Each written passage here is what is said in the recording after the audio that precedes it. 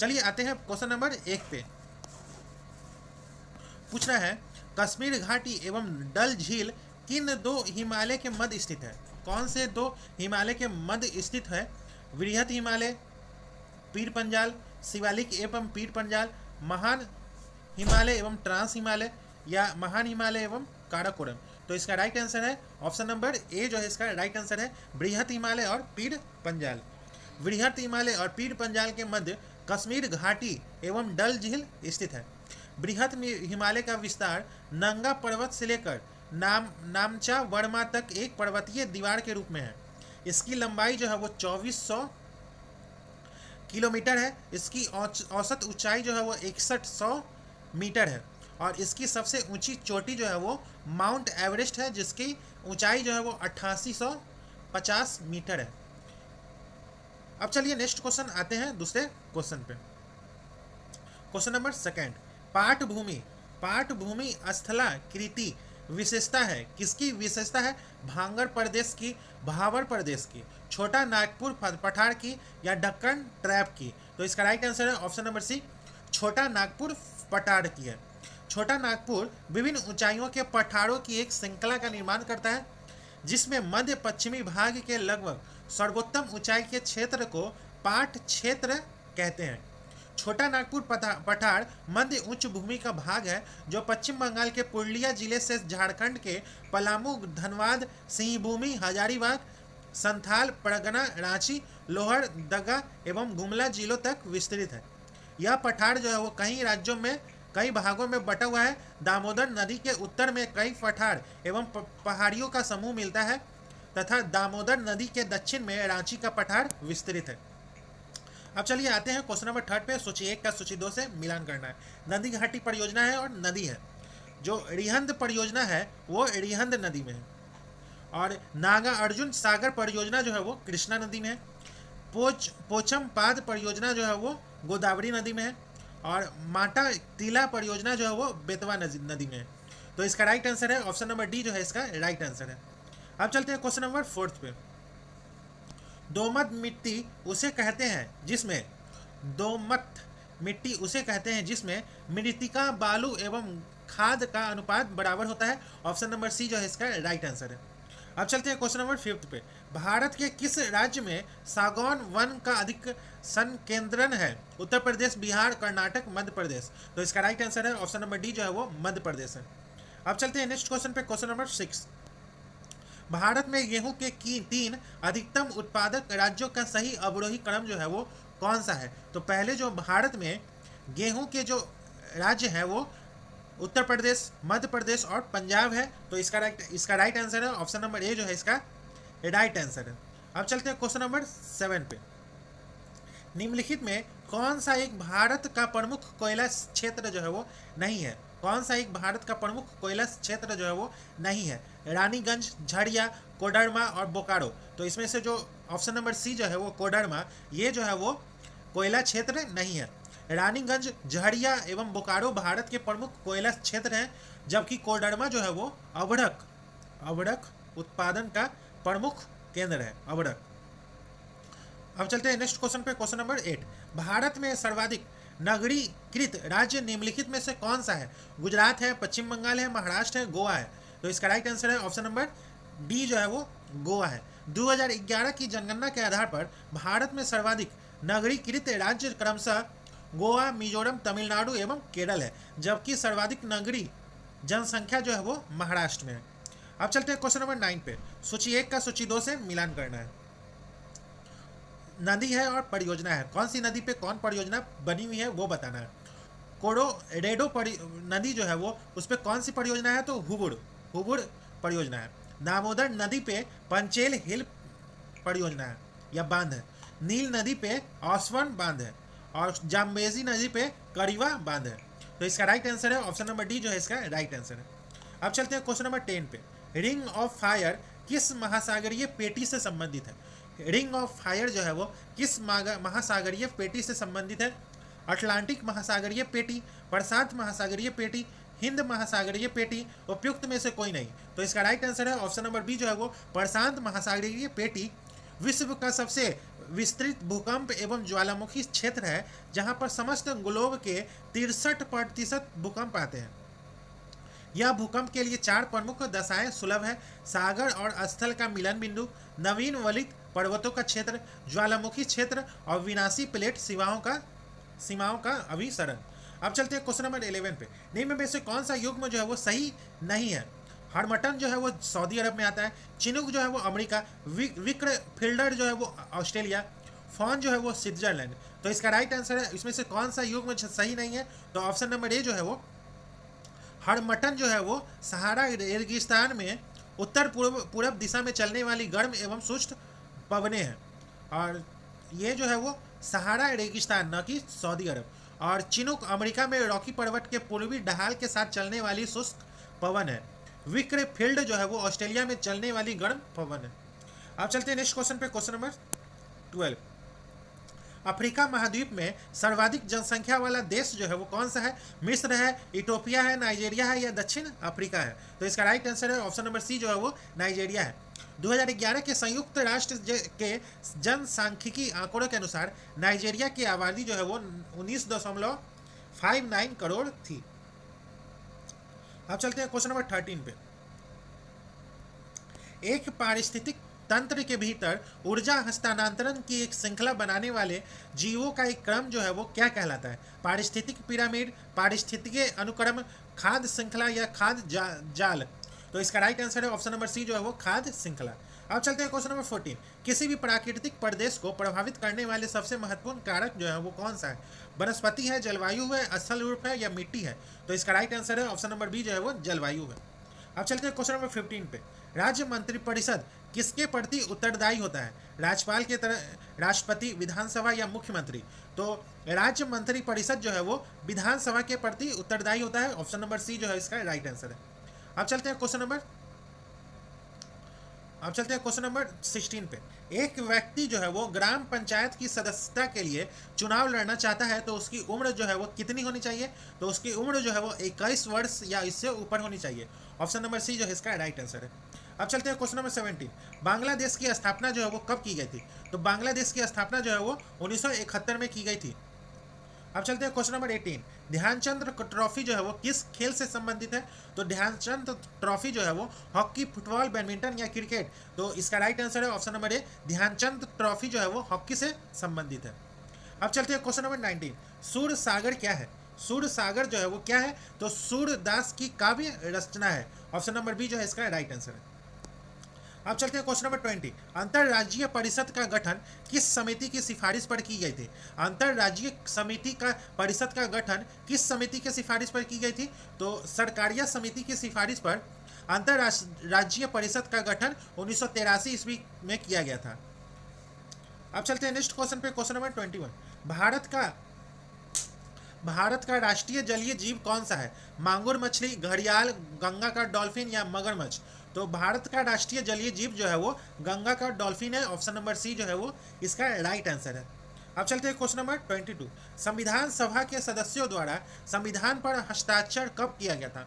1950 ईस्वी में, 1949 ईस्वी में, 1952 ईस्वी में या 1947 ईस्वी में? तो इसका राइट आंसर है ऑप्शन नंबर ए जो है वो 1950 ईस्वी में। अब चलते हैं क्वेश्चन नंबर 23। सरकार के वित्तीय खर्च पर अंतिम टिप्पणी जो है वो कौन करता है? राष्ट्रपति, लोकसभा अध्यक्ष, नियंत्रक एवं महालेखा परीक्षक या संसद? तो इसका राइट आंसर है ऑप्शन नंबर सी जो है वो नियंत्रक एवं महालेखा परीक्षक। अब चलते हैं क्वेश्चन नंबर 24। भारत के नियंत्रक एवं महालेखा परीक्षक को उसके पद से हटाने की प्रक्रिया किसके समान होती है? राज्य का महाधिवक्ता, भारत के महान्यायवादी, उच्चतम न्यायालय के न्यायाधीश, लोकसभा का अध्यक्ष? तो ऑप्शन नंबर सी जो है वो उच्चतम न्यायालय के न्यायाधीश। अब चलते हैं क्वेश्चन नंबर 25। किस संवैधानिक संशोधन अधिनियम के द्वारा राष्ट्रपति के लिए संवैधानिक संशोधन विधेयक पर सहमति देना अनिवार्य हो गया है? 24वां, 42वां, 44वां या 48वां? तो ऑप्शन नंबर ए जो है वो 24वां। अब चलते हैं क्वेश्चन नंबर 26। सामाजिक मूल्यों को आत्मसात करने की प्रक्रिया को क्या कहते हैं? आधुनिकीकरण कहते हैं, सामाजिकरण कहते हैं, पश्चिमीकरण कहते हैं या धर्म निरपेक्ष कहते हैं? तो इसका राइट आंसर है ऑप्शन नंबर बी जो है वो सामाजिकरण कहते हैं। अब चलते हैं क्वेश्चन नंबर 27। भारत में जल प्रदूषण की रोकथाम एवं नियंत्रण अधिनियम किस वर्ष में पारित किया गया था? 1986, 1981, 1972, 1974। तो इसका राइट आंसर है ऑप्शन नंबर डी जो है वो 1974। अब चलते हैं क्वेश्चन नंबर 28। भारत में संघीय न्यायालय की स्थापना किस अधिनियम रिपोर्ट द्वारा की गई थी? भारत सरकार अधिनियम 1909, भारत सरकार अधिनियम 1919, मॉन्टेग्यू चेम्सफोर्ड रिपोर्ट 1917, भारत सरकार अधिनियम 1935। तो इसका राइट आंसर है ऑप्शन नंबर डी, भारत सरकार अधिनियम 1935। अब चलते हैं क्वेश्चन नंबर 29। राज्यसभा के सदस्यों के चुनाव की प्रक्रिया ग्रहण की जाती है संविधान जापान के संविधान से, दक्षिण अफ्रीका के संविधान से, या संयुक्त राज्य अमेरिका के संविधान से, या आयरलैंड के संविधान से? तो इसका राइट आंसर है ऑप्शन नंबर बी जो है वो दक्षिण अफ्रीका के संविधान से। अब चलते हैं क्वेश्चन नंबर 30। भारत में वरीयता का सही क्रम जो है वो क्या है? भारत में वरीयता का सही क्रम जो है वो राष्ट्रपति पहले है, फिर उस उपराष्ट्रपति, फिर प्रधानमंत्री, फिर भूतपूर्व राष्ट्रपति, फिर भारत के मुख्य न्यायाधीश। तो ऑप्शन नंबर सी जो है इसका राइट आंसर है। अब चलते हैं क्वेश्चन नंबर 31। संसद में प्रथम लोकपाल बिल जो है वो कब पेश किया गया था? तो 1968 ईस्वी में संसद में प्रथम लोकपाल बिल जो है वो 1968 में पेश किया गया था। पहली बार 1966 में मोरारजी देसाई की अध्यक्षता वाले प्रशासनिक सुधार आयोग के गठन की अनुशंसा की गई थी। अब चलते हैं क्वेश्चन नंबर 32। मौलिक अधिकार का उल्लंघन है, मौलिक अधिकार का उल्लंघन जो है वो किसमें है? तो न्यूनतम मजदूरी न देना वो मौलिक अधिकार का उल्लंघन है। ऑप्शन नंबर बी जो है इसका राइट आंसर। अब चलते हैं क्वेश्चन नंबर 33। निम्नलिखित में यात्री किस क्रम में भारत आए? कौन से यात्री जो है वो किस क्रम में भारत आए थे? तो इसका राइट आंसर है पहले जो है वो फाहियान आया था 399 ईस्वी में, गुप्त नरेश चंद्रगुप्त द्वितीय के शासनकाल में आया था। उसके बाद जो है वो हेंग सांग जो है वो हर्षवर्धन के शासनकाल में 629 एडी में चीन से भारत आया था। और उसके बाद जो है वो सर थॉमस रॉ ने मुगल साम्राज्य के कई भागों में व्यापार करने एवं फैक्ट्रियां स्थापित करने का अधिकार पत्र प्राप्त किया था। वो जो है वो 1615 ईस्वी में आया था। तो इसका राइट आंसर है ऑप्शन नंबर सी जो है इसका राइट आंसर। अब चलते हैं क्वेश्चन नंबर 34। निम्नलिखित में किस शासक के दरबार में विद्वानों को नवरत्न के रूप में अलंकृत किया गया था? किसके दरबार में? तो ऑप्शन नंबर ए जो है वो चंद्रगुप्त द्वितीय के दरबार में। अब चलते हैं नेक्स्ट क्वेश्चन पे, question number 35। Boston T party इतिहास की एक महत्वपूर्ण घटना किससे संबंधित है? तो अमेरिका का स्वतंत्रता संग्राम से संबंधित है। ऑप्शन नंबर ए जो है इसका राइट आंसर है। अब चलते हैं क्वेश्चन नंबर 36। बौद्ध धर्म का महाविनिष्कर्मण किसे कहा जाता है? तो इसका राइट आंसर है बुद्ध के गिरि त्याग को। अब चलते हैं क्वेश्चन नंबर 37। राष्ट्र संघ की स्थापना जो है वो कब की गई थी? तो राष्ट्र संघ की स्थापना जो है वो 10 जनवरी 1920 ईस्वी को की गई थी। ऑप्शन नंबर सी जो है इसका राइट आंसर है। अब चलते हैं क्वेश्चन नंबर 38। मोहनजोदड़ो से प्राप्त नरकट्टकी की मूर्ति किस धातु से बनी है? तांबा, पीतल, कांस्य या टीन? तो इसका राइट आंसर है ऑप्शन नंबर सी जो है वो कांस्य से बनी है। अब चलते हैं क्वेश्चन नंबर 39। यदि 3 कर्मादक इस 39 का ऑप्शन नंबर सी जो है इसका राइट आंसर है। अब चलते हैं क्वेश्चन नंबर 40। संत कबीर के गुरु जो थे वो कौन थे? तो संत कबीर के गुरु जो थे वो रामानंद थे। ऑप्शन नंबर बी जो है इसका राइट आंसर है। अब चलते हैं क्वेश्चन नंबर 41। 1564 में अकबर द्वारा निम्न में से कौन सा कार्य जो है वो किया गया था? तो जजिया कर की समाप्ति जो है वो अकबर द्वारा किया गया था। ऑप्शन नंबर डी जो है इसका राइट आंसर है। अब चलते हैं क्वेश्चन नंबर 42 पे। विजयनगर साम्राज्य के इतिहास जानने के लिए निम्न में से किस पुस्तक को स्रोत के रूप में लिया गया है विजयनगर साम्राज्य को जानने के लिए? मदुरा विजयम, ए फॉरगॉटन एम्पायर, या गुलशन ए इब्राहिमी, या इनमें से सभी? तो ऑप्शन नंबर डी जो है वो इनमें से सभी। अब चलते हैं क्वेश्चन नंबर 43। झारखंड क्षेत्र में टाना भगत आंदोलन की शुरुआत जो है वो कब की गई थी? तो इसका राइट आंसर है 20वीं सदी के पूर्वार्ध में की गई थी। ऑप्शन नंबर सी जो है इसका राइट आंसर है। अब चलते हैं question number 44। British east India company की स्थापना के समय इंग्लैंड की गद्दी पर कौन था? तो इसका राइट आंसर है ऑप्शन नंबर ए जो है वो एलिजाबेथ प्रथम था। ऑप्शन नंबर ए इसका राइट आंसर है। अब चलते हैं क्वेश्चन नंबर 45। भारत में शासन करने वाले दिए गए शासकों का काल क्रमानुसार सही क्रम जो है वो क्या है? जो शेरशाह सूरी, अकबर, अलाउद्दीन खिलजी या इल्तुतमिश? तो इसका राइट आंसर है ऑप्शन नंबर बी जो है इसका राइट आंसर है। इल्तुतमिश का कार्य शासन काल जो है वो 1210 से 1236 था। और उसके बाद जो है वो अलाउद्दीन खिलजी का शासन काल जो है वो 1296 से 1316 था। और उसके बाद जो है वो शेर शाह सूरी का शासन काल जो है वो 1540 से 1545। उसके बाद अकबर का शासनकाल 1566 से 1605। 1566 से 1605। तो इसका राइट आंसर है ऑप्शन नंबर बी जो है इसका राइट आंसर। अब चलते हैं क्वेश्चन नंबर 46। भगत सिंह एवं बट्टू केशवर दत्त ने दिल्ली केंद्रीय विधानसभा में बम फेंके, वो किसका विरोध कर रहे थे? तो ऑप्शन नंबर सी जो है वो ट्रेड डिस्प्यूट बिल एवं public safety bill. Option number C जो है इसका राइट आंसर है। अब चलते हैं क्वेश्चन नंबर 47। सन 1931 में बिहार समाजवादी पार्टी का गठन जो है वो किसने किया था? तो बिहार समाजवादी पार्टी का गठन जो है वो किसने किया था? फूलन प्रसाद वर्मा, राम वृक्ष बेनीपुरी, गंगा शरण सिन्हा या उपरोक्त में एक से अधिक। तो 1931 ईस्वी में बिहार में समाजवादी दल का गठन जो है वो गंगा शरण सिन्हा, राम वृक्ष बेनीपुरी, रामानंद मिश्र, फूलन प्रसाद वर्मा आदि ने किया था। पार्टी की स्थापना का मुख्य उद्देश्य जो है वो देश की आर्थिक विकास की प्रक्रिया राज्य द्वारा नियंत्रित करना था। तो इसका राइट आंसर है उपयुक्त में एक से अधिक। अब चलते हैं क्वेश्चन नंबर 48। 20 फरवरी 1947 को प्रधानमंत्री एटली ने भारत से ब्रिटिश शासन को कब तक वापस लेने की घोषणा की थी? तो जून 1948 तक वापस लेने की घोषणा की थी। ऑप्शन नंबर सी जो है इसका राइट आंसर है। अब चलते हैं क्वेश्चन नंबर 49। किसने स्वदेशी आंदोलन की प्रेरणा हेतु भारत माता की पेंटिंग बनाई थी? किसने भारत माता की पेंटिंग बनाई थी? तो अवनींद्रनाथ टैगोर। ऑप्शन नंबर ए जो है इसका राइट आंसर है। अब चलते हैं क्वेश्चन नंबर 50। यह किसने कहा था कि क्रांतिकारियों का उद्देश्य आतंकवाद नहीं अपितु क्रांति और क्रांति का उद्देश्य भारत में राष्ट्रीय सरकार की स्थापना है? भगत सिंह, सुभाष चंद्र बोस, बाल गंगाधर तिलक, लाला लाजपत राय। तो ऑप्शन नंबर बी जो है वो सुभाष चंद्र बोस। अब चलते हैं क्वेश्चन नंबर 51। नगद आरक्षित अनुपात को कम करने से अर्थव्यवस्था पर इसका निम्नलिखित प्रभाव पड़ेगा। क्या प्रभाव पड़ेगा? तो बैंकों के पास अधिक तरलता होगी, अर्थव्यवस्था में निवेश में वृद्धि देखने को मिल सकती है, अर्थव्यवस्था में मुद्रा पूर्ति बढ़ सकती है, वास्तविक निवेश दर में गिरावट आ सकती है। तो इसका राइट आंसर है ऑप्शन नंबर सी जो है इसका राइट आंसर है। अब चलते हैं क्वेश्चन नंबर 52। निम्न में से कौन बेरोजगारी का प्रभाव नहीं है? कौन सा बेरोजगारी का प्रभाव नहीं है? तो प्रति व्यक्ति आय में वृद्धि जो है वो बेरोजगारी का प्रभाव नहीं है। अब चलते हैं क्वेश्चन नंबर 53। प्रति व्यक्ति आय की गणना जो है वो कैसे की जाती है? प्रति व्यक्ति आय की गणना जो है वो कैसे की जाती है?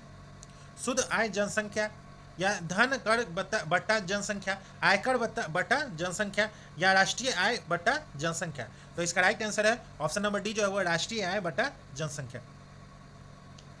अब चलते हैं सूची 1 का सूची 2 से मिलान करना है। राष्ट्रीय चाय अनुसंधान केंद्र जो है वो जोरहट में है, जो आसाम में है। राष्ट्रीय कॉफी अनुसंधान जो है वो चिकमंगलुरु में है। और राष्ट्रीय रबर अनुसंधान केंद्र जो है वो कोट्टायम में है। और केंद्रीय रेशम अनुसंधान केंद्र जो है वो मैसूर में है। तो ऑप्शन नंबर डी जो है इसका राइट आंसर है। अब चलते हैं क्वेश्चन नंबर 55। संविधान के किस अनुच्छेद में केंद्र और राज्य के बीच विधायी संबंधों का उल्लेख है? संविधान के किस अनुच्छेद में है? तो अनुच्छेद 245 से 255। ऑप्शन नंबर ए जो है इसका राइट आंसर है। भारतीय संविधान के भाग 11 में उल्लिखित अनुच्छेद 245 से 255 का संबंध केंद्र एवं राज्यों के बीच विधायी संबंधों से है। अब चलते हैं क्वेश्चन नंबर 56। मुद्रा अवमूल्यन का परिणाम होता है। मुद्रा अवमूल्यन का परिणाम होता है, क्या होता है? तो निर्यात में वृद्धि और भुगतान संतुलन में सुधार। ऑप्शन नंबर बी जो है इसका राइट आंसर है। अब चलते हैं क्वेश्चन नंबर 57। रॉबिन हुड प्रभाव निम्नलिखित में से किससे संबंधित है? आय और उपभोग से, आय उपार्जन से, आय पुनः वितरण से, आय कराधान से। तो ऑप्शन नंबर बी सी जो है इसका राइट आंसर है, आय पुनः वितरण से। अब चलते हैं क्वेश्चन नंबर 58। दाब की इकाई जो है वो क्या होती है? तो दाब की इकाई जो होती है वो न्यूटन प्रति वर्ग मीटर होती है। ऑप्शन नंबर ए जो इसका राइट आंसर है। अब चलते हैं क्वेश्चन नंबर 59। धूप चश्मों के लेंस में किस कांच का प्रयोग किया जाता है? किस कांच का प्रयोग किया जाता है? तो ऑप्शन नंबर डी जो है वो कुक्स कांच का प्रयोग किया जाता है। अब चलते हैं क्वेश्चन नंबर 60। निम्नलिखित में से कौन सा कथन जो है वो सही है? तो किसी वस्तु का द्रव्यमान समान रहता है जबकि स्थान के अनुसार भार जो है वो बदलता रहता है। ऑप्शन नंबर ए जो है इसका राइट आंसर है। अब चलते हैं क्वेश्चन नंबर 61। निम्नलिखित में कौन असत है? तो निम्नलिखित में कौन असत है? तो हेलिना जो है वो स्कॉर्पियन श्रेणी की पनडुब्बी है, ये जो है वो असत है। हेलिना जो है वो भारत में विकसित टैंक रोधी मिसाइल है। ऑप्शन नंबर ए जो है वो असत है, क्योंकि हेलिना जो है वो भारत में विकसित टैंक रोधी मिसाइल है, ना कि स्कॉर्पियन श्रेणी की पनडुब्बी है। अब चलते हैं क्वेश्चन नंबर 62। ट्रांसफार्मर प्रयुक्त होते हैं। ट्रांसफार्मर जो है वो प्रयुक्त होते हैं किसमें? तो एसी वोल्टेज को बढ़ाने या घटाने के लिए। ऑप्शन नंबर डी जो है इसका राइट आंसर है। अब चलते हैं क्वेश्चन नंबर 63 पे। निम्न में से कौन सा विकल्प जो है वो सही है? एक अर्ग जो होता है वो 10⁻⁻7 जूल। एक इलेक्ट्रॉन वोल्ट जो होता है वो 1.6 × 10⁻⁻19 जूल। और एक कैलोरी जो होता है वो 4.186 जूल होता है। इनमें से सभी, तो ऑप्शन नंबर डी जो है वो इसका राइट आंसर है। इनमें से सभी जो है वो सही है। अब चलते हैं क्वेश्चन नंबर 64। निम्नलिखित में से कौन सा विद्युत चुंबकीय तरंगों का गुण जो है वो नहीं है? तो विद्युत चुंबकीय तरंगे व्यक्तिकरण और विवरण नहीं दिखाती है। ये जो है ऑप्शन नंबर ए जो है इसका राइट आंसर नहीं है। इसमें से कौन सा नहीं है गुण जो है वो नहीं है? तो ए जो है वो नहीं है गुण। अब चलते हैं नेक्स्ट क्वेश्चन पे, क्वेश्चन नंबर 65। अल्फा, बीटा और गामा को उनकी भेदन शक्तियों के आधार पर अवरोही क्रम में सजाना है। तो पहले जो होता है वो गामा होता है, फिर बीटा होता है, फिर अल्फा होता है। ऑप्शन नंबर बी जो है इसका राइट आंसर है।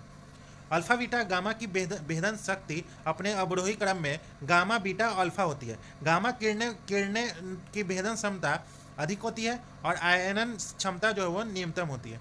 अब चलते हैं नेक्स्ट क्वेश्चन पे, क्वेश्चन नंबर 66। एक वस्तु को उत्तल लेंस के अक्ष पर उसके फोकस F1 और प्रकाशिक केंद्र 0 के बीच स्थित एक बिंदु पर रखा जाता है। निर्मित प्रतिबिंब डैश होगा। निर्मित प्रतिबिंब जो है वो कैसा होगा? तो आभासी और बड़ा होगा। ऑप्शन नंबर सी जो है इसका राइट आंसर है। अब चलते हैं क्वेश्चन नंबर 67। निम्नलिखित में कौन सुमेलित नहीं है? कौन सा जो है वो सुमेलित नहीं है? तो संतरा जो है वो फॉर्मिक एसिड जो है वो ये जो है वो सुमेलित नहीं है। संतरा जो है वो साइट्रिक अम्ल होगा, ना कि फॉर्मिक अम्ल होगा। अब चलते हैं नेक्स्ट क्वेश्चन पे, क्वेश्चन नंबर 68। निम्नलिखित में से कौन सी घटना प्रकाश संश्लेषण में नहीं होती है? कौन सी घटना जो है वो प्रकाश संश्लेषण में नहीं होती है? तो कार्बन का कार्बन डाइऑक्साइड में ऑक्सीकरण जो है वो ये घटना जो है वो प्रकाश संश्लेषण में नहीं होती है। ऑप्शन नंबर सी जो है इसका राइट आंसर है। अब चलते हैं क्वेश्चन नंबर 69 का ऑप्शन नंबर डी जो है इसका राइट आंसर है। Question number 70। निम्नलिखित में से कौन पॉलीमर नहीं है? कौन सा पॉलीमर नहीं है? तो कैप्रोलैक्टम जो है वो पॉलीमर नहीं है। ऑप्शन नंबर सी जो है इसका राइट आंसर है। अब चलते हैं क्वेश्चन नंबर 71। पाइरोक्सिन किस विटामिन को कहा जाता है? तो विटामिन B6 को पाइरिडॉक्सिन कहा जाता है। ऑप्शन नंबर ए जो है इसका राइट आंसर है। अब चलते हैं क्वेश्चन नंबर 72। निम्नलिखित में से कौन सी कोशिका मानव शरीर की सबसे लंबी कोशिका है? कौन सी कोशिका मानव शरीर की सबसे लंबी कोशिका है? तो ऑप्शन नंबर ए जो है वो तंत्रिका कोशिका मानव शरीर की सबसे लंबी कोशिका है। अब चलते हैं क्वेश्चन नंबर 73। एक वयस्क मानव में सामान्यतः कितने चब नर मोलर्स होते हैं? तो इसका राइट आंसर है ऑप्शन नंबर डी जो है वो 12 होते हैं, चवर्णक। अब चलते हैं क्वेश्चन नंबर 74। सूची 1 का सूची 2 से मिलान करना है। जनन ग्रंथि जो है वो प्रोजेस्टेरोन, और पीयूष ग्रंथि जो है वो वृद्धि हार्मोन, अग्नाशय जो है वो इंसुलिन का काम करता है, और अधिविकरक जो है वो कॉर्टिसोल। ऑप्शन नंबर सी जो है इसका राइट आंसर है। अब चलते हैं क्वेश्चन नंबर 75। एथलीट फुट बीमारी जो है वो किससे होती है? तो फफूंदी से होती है। ऑप्शन नंबर बी जो है इसका राइट आंसर। अब चलते हैं क्वेश्चन नंबर 76। निम्नलिखित में से कौन सा रूपांतरित तना है? कौन सा है? गाजर, सेव, नारियल या आलू? तो ऑप्शन नंबर डी जो है वो आलू। अब चलते हैं क्वेश्चन नंबर 77 का ऑप्शन नंबर डी जो है इसका राइट आंसर है। Question number 78। डायनामो का कार्य जो है वो क्या है? डायनामो का कार्य जो है वो यांत्रिक ऊर्जा को विद्युत ऊर्जा में बदलना जो है वो डायनामो का कार्य है। ऑप्शन नंबर सी जो है इसका राइट आंसर है। मोटर का कार्य जो है वो विद्युत ऊर्जा को यांत्रिक ऊर्जा में बदलना, बल्ब का विद्युत ऊर्जा को प्रकाश ऊर्जा में बदलना, सेल का जो है वो रासायनिक ऊर्जा को विद्युत ऊर्जा में बदलना, ट्यूबलाइट का विद्युत ऊर्जा को प्रकाश ऊर्जा में बदलना। अब चलते हैं क्वेश्चन नंबर 79। डॉफलर प्रभाव के अनुसार जब स्रोत प्रेक्षक की ओर चलता है तो वो डैश हो जाता है, स्रोत से ज्यादा आवृत्ति मापता है। ऑप्शन नंबर बी जो इसका राइट आंसर है। अब चलते हैं क्वेश्चन नंबर 80। सही कथन सुनना है, सही कथन चुनना है। लाल प्रकाश का तरंग दैर्घ्य हरे प्रकाश से ज्यादा होता है। ऑप्शन नंबर डी जो है इसका, बी जो है इसका राइट आंसर है। अब चलते हैं क्वेश्चन नंबर 81। ओम के नियम के अनुसार यदि करंट आई बढ़ता है और विभवांतर भी स्थिर रहता है तो क्या होगा? प्रतिरोध जो है वो कम हो जाएगा। ऑप्शन नंबर ए जो है इसका राइट आंसर है। अब चलते हैं क्वेश्चन नंबर 82। हाल ही में भारत का पहला वाइल्ड पाम प्रसंस्करण इकाई निम्नलिखित में से किस राज्य में स्थापित की गई है? तो इसका राइट आंसर है ऑप्शन नंबर ए जो है वो अरुणाचल प्रदेश इसका राइट आंसर है। अब चलते हैं क्वेश्चन नंबर 83। हाल ही में रेलवे बोर्ड की पहली महिला अध्यक्ष जो है वो किसे नियुक्त किया गया है? तो जया वर्मा सिन्हा को नियुक्त किया गया है। ऑप्शन नंबर बी जो है इसका राइट आंसर है। अब चलते हैं क्वेश्चन नंबर 84। हरित अमोनिया निर्यात के लिए समझौता भारत और किस देश के मध्य हुआ है? जापान, अमेरिका, जर्मनी या स्पेन? तो जापान के मध्य हुआ है। अब चलते हैं क्वेश्चन नंबर 85। 2025 में कितने व्यक्तियों को पद्म विभूषण प्रदान किया गया है? 7 व्यक्ति, 6, 11 या 19? तो इसका राइट आंसर है ऑप्शन नंबर ए जो है वो 7 व्यक्ति को पद्म विभूषण मिला है। पद्म पुरस्कार 2025 में कुल 7 व्यक्तियों को पद्म विभूषण प्राप्त हुआ है। कुल 139 व्यक्तियों को पद्म पुरस्कार प्रदान किया गया है, जिसमें 7 जो है वो पद्म विभूषण है, 19 जो है वो पद्म भूषण है और 113 जो है वो पद्म श्री है। पद्म पुरस्कार 2025 में 23 महिलाएं, 10 विदेशी और 13 मरणोपरांत व्यक्तियों को सम्मानित किया गया है। अब चलते हैं क्वेश्चन नंबर 86। 20वां एशियाई खेल 2026 का आयोजन किस स्थान पर किया जाएगा? तो नागोया है। ऑप्शन नंबर ए जो है वो 20वां एशियाई खेल का आयोजन नागोया जापान में किया जाएगा। 21वां एशियाई खेल 2030 का आयोजन दोहा कतर में किया जाएगा और 22वां एशियाई खेल 2034 का आयोजन रियाद सऊदी अरब में किया जाएगा और 23वां राष्ट्रमंडल खेल 2026 स्कॉटलैंड के ग्लासगो शहर में आयोजित किया जाएगा और 34वां ग्रीष्मकालीन ओलंपिक 2028 जो है वो लॉस एंजलिस यूएसए में, 35वां ग्रीष्मकालीन ओलंपिक 2032 जो है वो ब्रिस्बेन ऑस्ट्रेलिया में। अब चलते हैं क्वेश्चन नंबर 35। भारतीय ओलंपिक की संघ की पहली महिला अध्यक्ष जो है वो किसे नियुक्त किया गया है? तो PT Usha. Option number D जो है इसका राइट आंसर। अब चलते हैं क्वेश्चन नंबर 88। EOS 08 मिशन को किस प्रक्षेपण यान से प्रक्षेपित किया गया है? तो इसका राइट आंसर है ऑप्शन नंबर सी जो है वो SSLV D3। अब चलते हैं question number 89। Ideas for life portal जो है वो किस मंत्रालय द्वारा शुरू किया गया है? तो किस मंत्रालय द्वारा शुरू किया गया? तो केंद्रीय पर्यावरण मंत्रालय द्वारा शुरू किया गया। ऑप्शन नंबर सी जो है इसका राइट आंसर है। अब चलते हैं क्वेश्चन नंबर 90। निम्नलिखित कथनों पर विचार करना। पहला, केंद्र सरकार ने कैमूर जिले में बिहार के दूसरे बाघ अभ्यारण्य के लिए सैद्धांतिक मंजूरी दी है। राष्ट्रीय बाघ संरक्षण प्राधिकरण ने अपनी 12वीं बैठक के दौरान कैमूर वन्यजीव अभ्यारण्य को बाघ रिजर्व के रूप में नामित करने के लिए संवैधानिक मंजूरी दे दी है। उपरोक्त में से कौन सा कथन सही है? तो ऑप्शन नंबर सी जो है वो 1 और 2 दोनों कथन सही है। अब चलते हैं क्वेश्चन नंबर 91। 44वां और 45वां आसियान शिखर सम्मेलन 2024 का आयोजन कहाँ किया गया है? कहाँ किया गया? वियनतियाने, सिंगयान, बीजिंग या प्योंगयांग? तो ऑप्शन नंबर ए जो है वो वियनतियाने। 44वां और 45वां आसियान शिखर सम्मेलन का आयोजन 6 से 11 अक्टूबर 2024 को वियनतियाने लाओस में किया गया है। विषय जो था वो आसियान कनेक्टिविटी और लचीलापन को बढ़ावा। और 46वां 47वां आसियान शिखर सम्मेलन का आयोजन मलेशिया में आयोजित किया जाएगा। अब चलते हैं क्वेश्चन नंबर 92। हाल ही में रक्षा मंत्रालय द्वारा अदिति योजना की शुरुआत की गई है। अदिति का पूरा विस्तार जो है वो easing development of innovative technology with ideas. Option number C D जो है इसका राइट आंसर है। अब चलते हैं question number 93। World happiness report 2025 में भारत का रैंक जो है वो कितना है? तो भारत का रैंक जो है वो 118वां है, जबकि 2024 में भारत का रैंक जो है वो 126वां था और उसमें शीर्ष स्थान जो है वो फिनलैंड है। और वर्ल्ड हैप्पीनेस रिपोर्ट विश्व सतत विकास समाधान नेटवर्क द्वारा जारी किया जाता है। अब चलते हैं क्वेश्चन नंबर 94 का, ऑप्शन नंबर डी जो है इसका राइट आंसर है।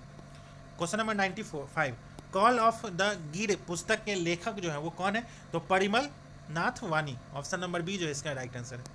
अब चलते हैं क्वेश्चन नंबर 96, सज्जन का विपरीतार्थक शब्द जो है वो क्या होता है?